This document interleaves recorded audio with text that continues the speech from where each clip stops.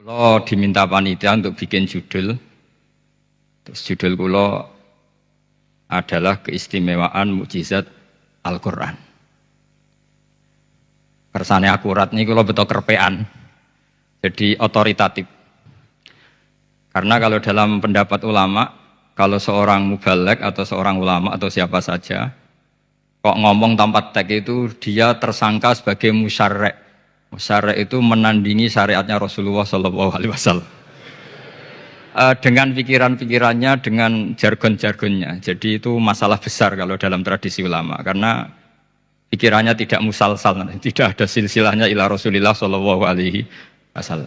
Makanya saya meskipun banyak orang percaya ngaji di mana-mana itu bawa kitab.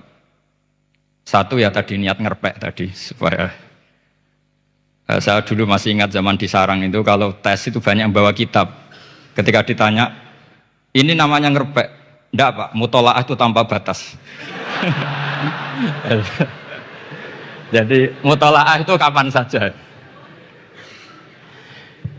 Yang agak kriminal itu kasus ujian nasional.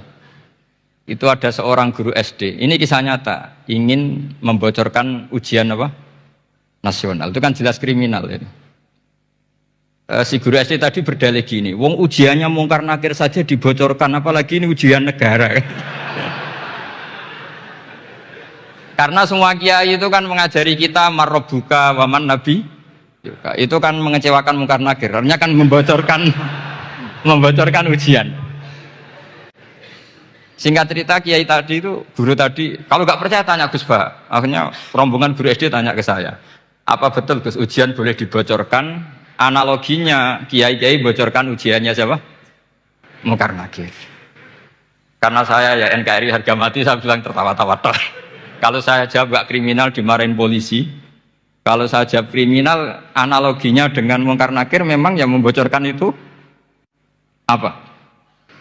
Gak usah diteruskan, kalau saya bilang boleh nanti jadi kriminal. Dan agama ini adalah analogi. Analogi itu kias. Sehingga saya di sini insya Allah serius sekali membawa makalah mukjizatnya Quran. Kenapa demikian? Memang saya merasakan dan semua yang hadir di sini pasti merasakan bahwa mukjizatnya Quran itu luar biasa. Sehingga kita satu-satunya umat yang enggak ditunggui Rasul, tapi kualitas iman kita insya Allah menyamai periode-periode sahabatnya Rasulullah SAW. Tapi syaratnya tadi ya, dengan pikiran yang sama, dengan teks yang sama, dengan rasa yang sama, dengan kejiwaan yang sama. Caranya gimana supaya sama? Kita harus terus membaca teks. Teks itu mengingatkan kita. Misalnya begini, yang dikatakan mukjizat itu kan sesuatu dahsyat yang dalam nalar manusia itu nggak mungkin terjadi. Misalnya ontanya Nabi Soleh keluar dari batu besar, itu kan satu peristiwa yang akal manusia tidak sampai. Begitu juga tongkatnya Nabi Musa membelah Laut Merah, yang akal manusia itu tidak sampai. Tapi pikiran itu menurut mazhab kita yang waras ini, saya ulang lagi, kita yang waras itu pikiran kriminal, itu salah. Saya ulang lagi ya, kita semua kan umatnya Rasulullah SAW. Semoga benar-benar umatnya Nabi, bukan Islam yang kumat. Karena orang Islam itu pilihannya hanya dua, kalau nggak bersatu umat Islam ya Islam yang kumat. Kumat itu agak gitu, namanya kumat dalam bahasa Jawa. Begini, saya ulang lagi ya. Yang dikatakan mukjizat itu amrun khariqun lil adat, sesuatu yang luar biasa. Kemudian dalam tanda kutip yang manusia itu tidak mampu, sehingga itu dikatakan mukjizat. Seperti tongkatnya Nabi Musa dan untanya Nabi Nuh yang keluar dari batu apa? Besar. Kalau kalian ingin jadi wali, pikiran seperti itu tidak akan jadi wali. Gagal itu di KPU gagal. Itu. Jadi nggak usah sampai MK, di KPU sudah gagal. Kenapa demikian? Pertanyaannya begini. Memangnya sesuatu yang wajar kita lihat keseharian itu dalam kemampuan manusia? Saya ulang lagi, memangnya sesuatu yang biasa saja, yang normal saja itu dalam kemampuan manusia? Enggak juga kan. Manusia bisa enggak bikin unta? Yang wajar saja, yang lewat indukan, bisa enggak? Enggak kan? Manusia bisa bikin laut enggak? Enggak kan? Jadi kalau mukjizat itu dengan definisi sesuatu yang manusia tidak mampu, memangnya keseharian alam ini manusia mampu? Tidak juga kan? Nah, karena agama Islam dengan logika itu, Rasulullah SAW menolak mukjizat yang seperti itu. Ya, menolak mukjizat yang seperti itu. Makanya saya bilang pikiran pertama tadi itu kriminal, karena itu ditolak oleh Rasulullah SAW. Karena ya itu tadi, kalau itu dituruti, lama-lama kita tidak tahu kedahsyatan ciptaan Allah keseharian. Makanya ketika Rasulullah diminta laula utiya mislama utiya Musa, ya Muhammad itu punya mukjizat kayak tongkat Nabi Musa. Kasolihin Nuh, kasolihi soleh. Apa karena koti apa? Soleh. Sebagaimana untanya Nabi Soleh. Apa jawabnya Allah? Wa ma min dabatin fil ardi wala ta'iri yatiru bi janahihi illa umamun amsalun.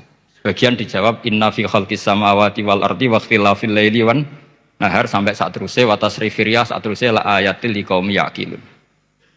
Karena logika yang terbangun begini. Dan ini saya ulang lagi, ini syarat utama jadi wali. Ini masih satu poin. Nanti ACC-nya nunggu ketua-ketuanya. Tapi kamu jangan bayangkan wali itu kayak Sunan Kudus tunda. Jadi kalau kamu jadi wali itu maknanya kullu mukminin waliyullah itu diikhyakan banyak. Setiap mukmin itu walinya. Tapi maknanya gini, waliyullahi wong sing disakeni Allah. Itu jadi enggak usah dimaknani kekasih Allah. Ya. Jadi karena dalam bahasa Arab itu waliyul yatim adalah orang yang kasihan sama anak yatim sehingga diurus segala keperluannya. Perempuan yang perawan punya bapak namanya apa? Wali. Artinya si bapak sayang sama putrinya disebut apa? Wali. Jadi nanti kalau kamu jadi wali dengan makna yang tadi kullu mukminin waliyullah. Setiap mukmin adalah orang yang dikasihani Allah. Dan insya Allah semua kita masuk, paham ya? Enggak wali songo itu baru maknanya waliyullah sing disayang Allah. Kayaknya kita belum daftar yang ke situ nanti itu. Ada urutannya. Saya ulang lagi ya. Kalau kita mengakui kudrohnya Allah nunggu mukjizat, yaitu nunggu tongkatnya Nabi Musa membelah Laut Merah, nunggu ada unta keluar dari batu. Maka itu kecelakaan besar dalam tauhid, kecelakaan besar dalam kesaksian Qudratullah. Kenapa? Karena alam yang kita lihat keseharian juga tidak dalam kemampuan kita. Alam yang kita lihat keseharian juga tidak dalam kemampuan kita. Misalnya begini, kalau kamu melihat nyamuk, itu pertama Quran turun tentang nyamuk, itu orang munafik komentar, wah Tuhannya Muhammad kurangan stok, sampai contoh saja hanya seekor nyamuk. Tapi apa kata Allah? Inna Allaha la yastahi ayyadriba masalam ma ba'udatan fama fawqa. Nyamuk itu bukan sekedar kecilnya. Tidak usah kamu bikin nyamuk yang ada nyawanya, itu terlalu sulit. Sampai semua tak suruh bikin patungnya nyamuk. Gampang mana bikin patung nyamuk sama gajah? Tidak usah dikasih nyawa. Terus cari tatahnya itu dari mana? Orang Jepara pun tidak akan bisa. Belum nanti bentuk alat kelaminnya. Belum nanti uratnya alat kelamin. Belum nanti punya jantung, jantung punya urat. Jantungnya nyamuk juga punya kuman. Kumannya juga punya organ tubuh. Organ tubuhnya punya urat. Apa itu tidak lebih dahsyat ketimbang tontonan mukjizat yang diperagakan para nabi-nabi sebelum Rasulullah Shallallahu Alaihi Wasallam? Maka sebetulnya ketika Quran saya katakan mukjizat ila yaumil qiyamah adalah pertunjukan Allah bikin nyamuk. Innallaha la yastahi ayyadriba mathalam ma ba'ud. Itu bagi orang alim percontohan nyamuk itu lebih dahsyat ketimbang percontohan mukjizat Nabi Musa membelah Laut Merah. Juga lebih dahsyat ketimbang pertunjukan Nabi Soleh ketika mengeluarkan unta dari apa? Batu. Dong, jelas nih. Maka umat Rasulullah terutama ulamanya harus ngomong seperti ini terus.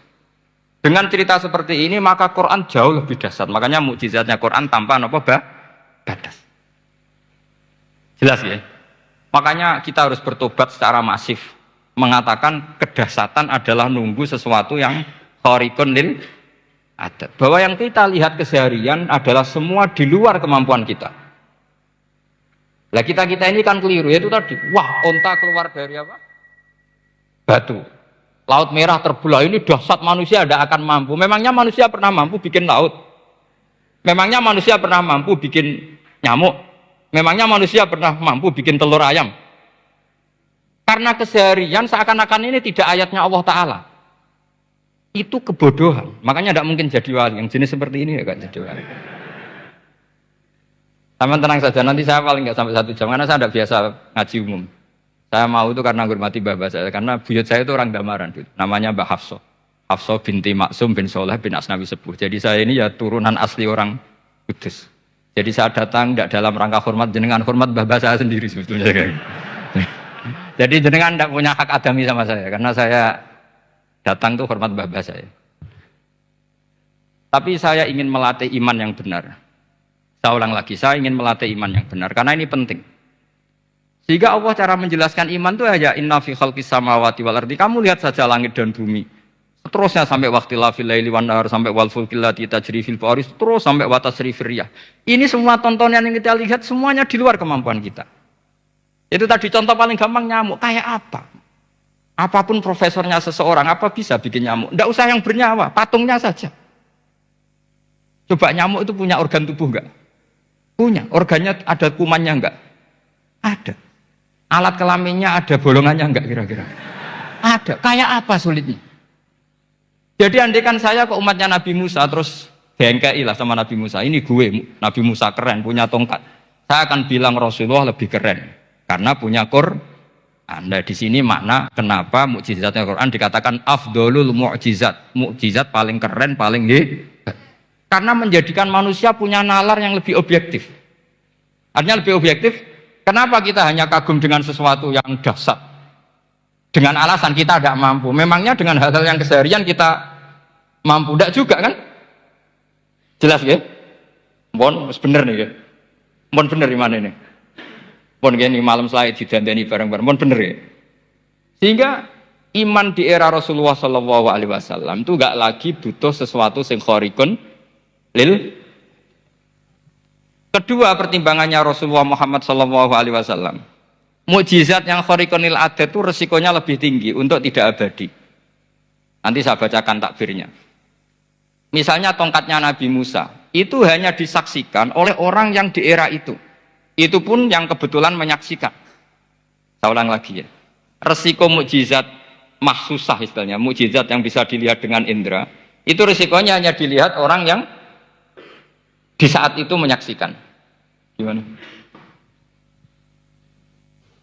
Ini prosedur nih. Gaul nih. Nggak peci, betul. Terus gimana? Oke. Saya teruskan lagi ya. Ini mau normal nih. Buatan kebanderan nih. Buatan kebanderan nih. Saya ulang lagi ya. Jadi yang dikatakan mukjizat itu seringnya kan dikasih definisi satu pertunjukan yang di luar kemampuan manusia. Sehingga tongkat Nabi Musa membelah Laut Merah disebut apa? Mukjizat. Ontanya Nabi Soleh keluar dari batu disebut apa?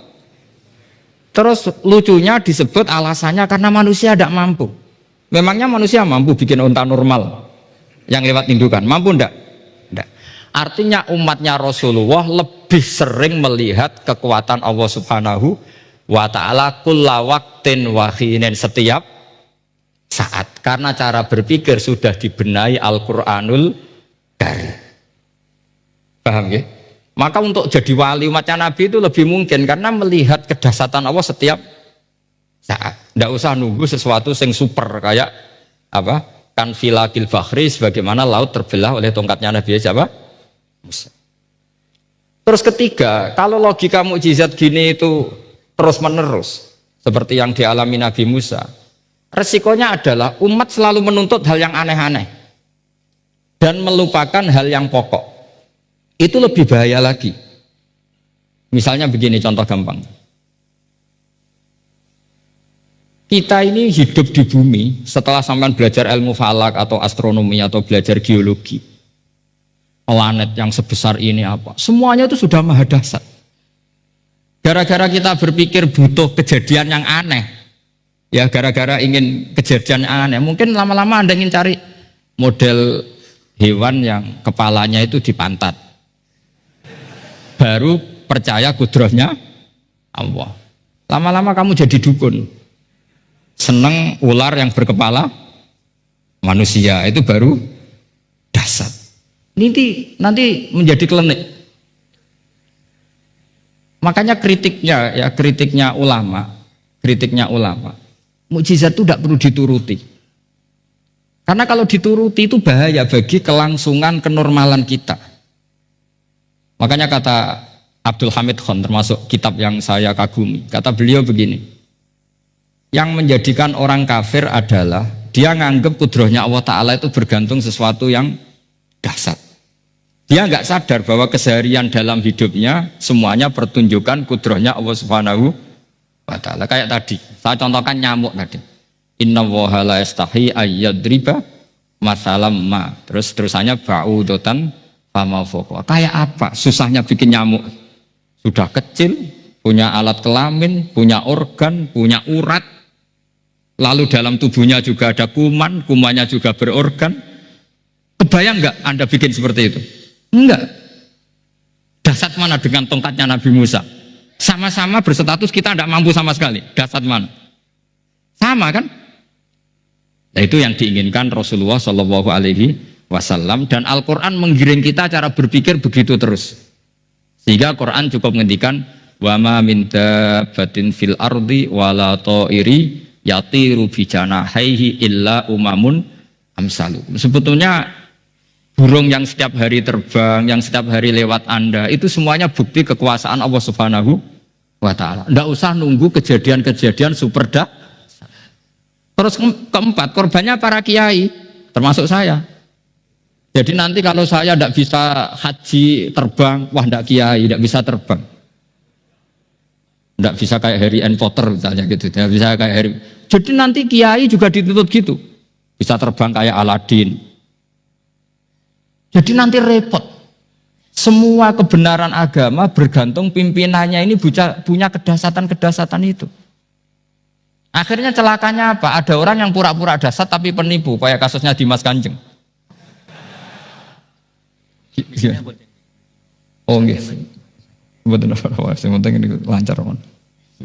Nggih, nggih.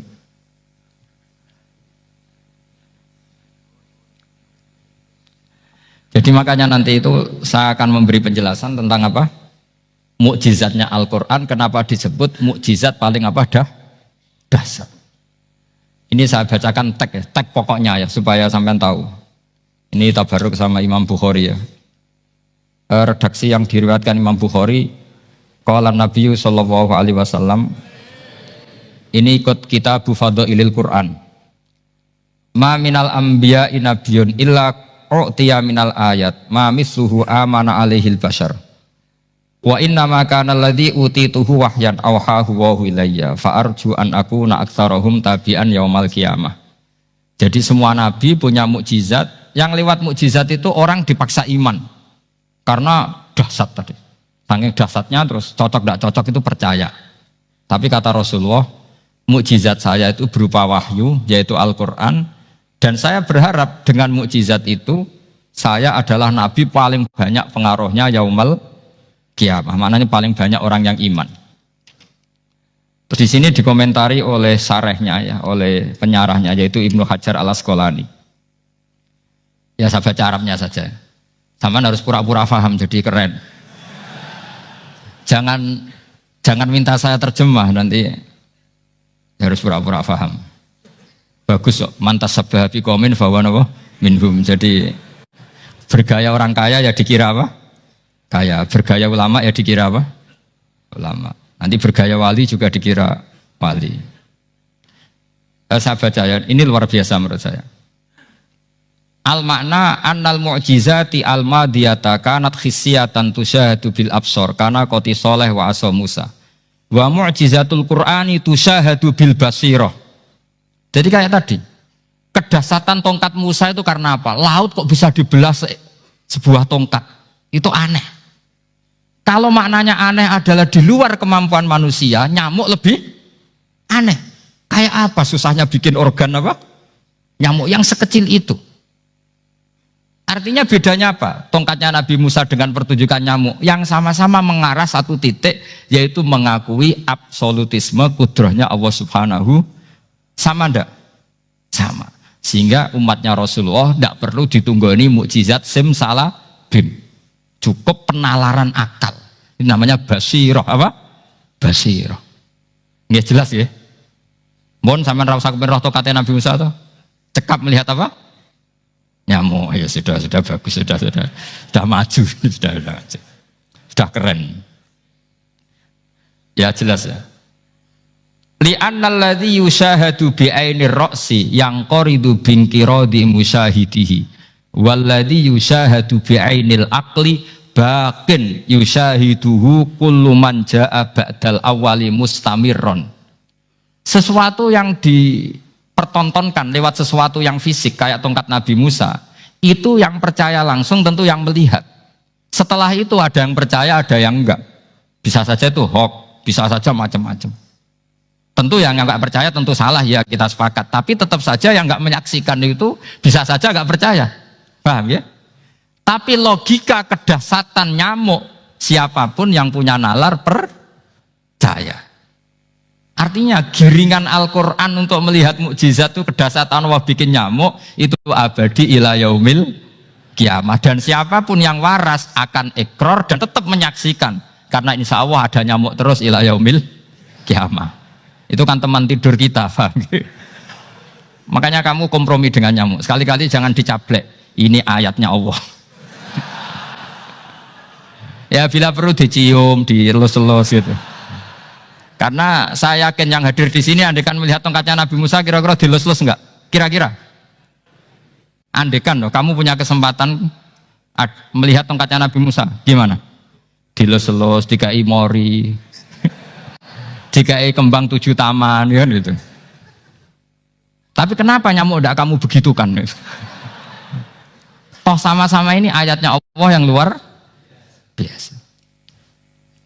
Makanya ini ngaji di sini saya ulang lagi, sama tidak perlu merasa punya hak adami sama saya, karena saya memang buyut saya kandung itu orang Gamaran, namanya Mbah Hafsah.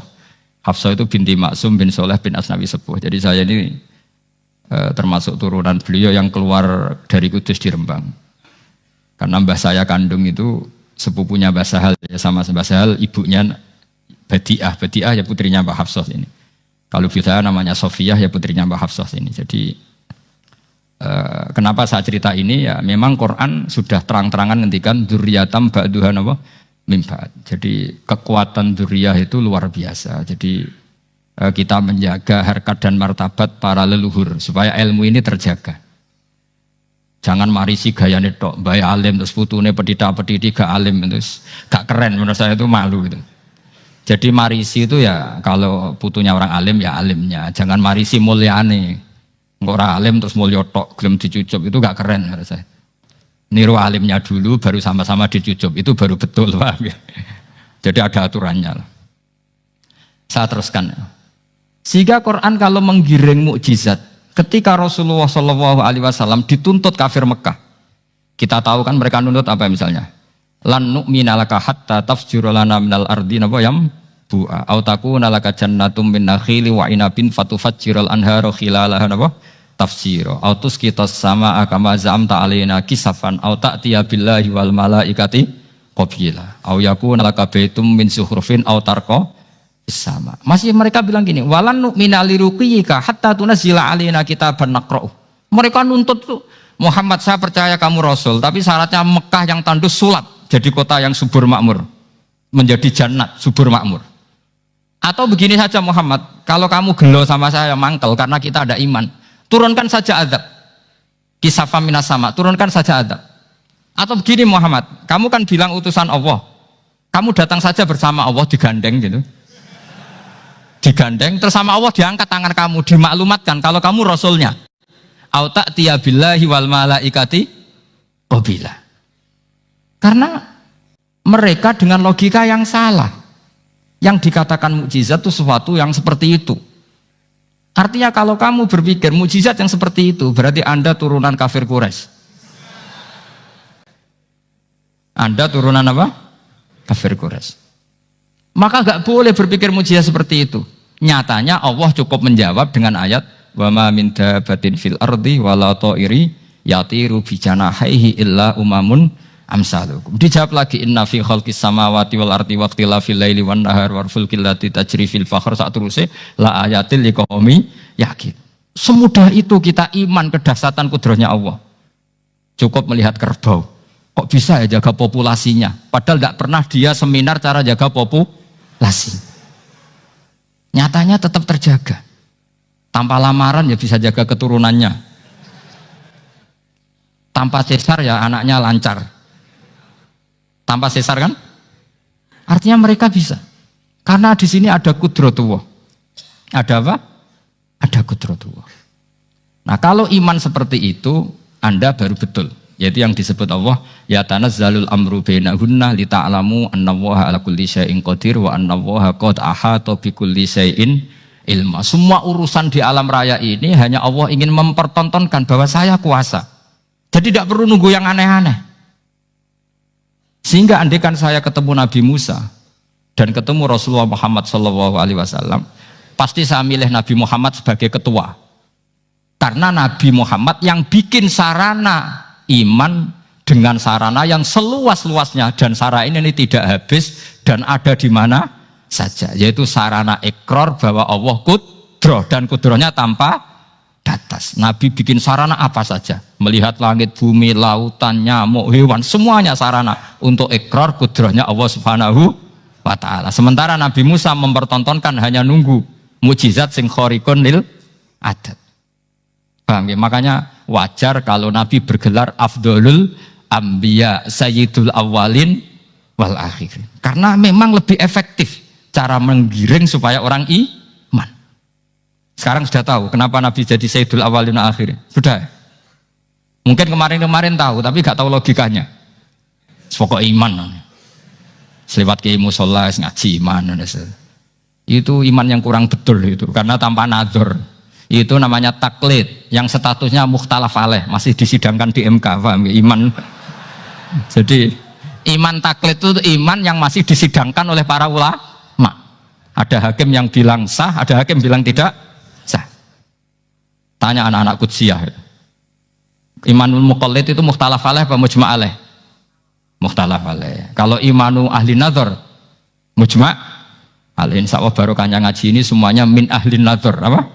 Min ahlin, jangan amin sudah jadi, ini sudah jadi ini. Kalau amin kan masih berdoa, bisa makbul, bisa ndak boleh iman kok. Ayo iman kepada Allah dan Rasul, amin, ndak boleh. Sesuatu yang pasti ndak boleh diamini, itu kan jadi kacau nanti. Harus bilang apa? Sami'na wa ta'na. Nanti lama-lama kamu disuruh Allah, ayo sholat, amin. Ndak boleh, jadi amin itu ada itu. Ada aturannya. Tapi bukan berarti saya nyalahkan jenengan, enggak. Ya memang salah gitu. Jadi kan. Ya enggak usah disayang, memang statusnya salah. Gitu. Ya saya ulang lagi ya. Berarti Rasulullah adalah Rasul yang sukses membuat sarana orang kembali ke Allah, mengakui kudrohnya Allah dengan sarana apa saja. Melihat rumput, melihat hewan, dan hewan itu ya apa saja. Dabah itu apa saja. Hewan yang melata di bumi apa saja, semua bukti kudrohnya Allah. Bahkan Rasulullah sukses membiarkan umatnya enggak ditunggui beliau tetap iman. Mergo ditunggui konsep sing super, gini kok Al-Qur'anul Karim. Jelas ya? Tapi caranya memahami ya seperti yang saya terangkan ini. Ya saya baca lagi ya, yang jadi annal mu'jizati, pakai jama' mu'annas salim, annal mu'jizati al-madiyata, mukjizat-mukjizat yang sudah kelewat itu kanat khisiatan, bersifat fisik, tusyahadu bil absor, hanya bisa dilihat dengan mata kepala, karena qoti soleh wa aso Musa, wa mu'jizatul Qur'ani tusyahadu bil basirah. Sementara mukjizatnya Quran disaksikan dengan mata hati, dan setiap orang punya mata hati. Fayakunu man yattabi'uhu li ajliha aksar. Li annal ladzi yusyahadu bi ainir ra'si yang qaridu bin qiradi musyahidihi. Wal ladzi yusyahadu bi ainil aqli baqin yusyahiduhu kullu man jaa badal awal mustamirron.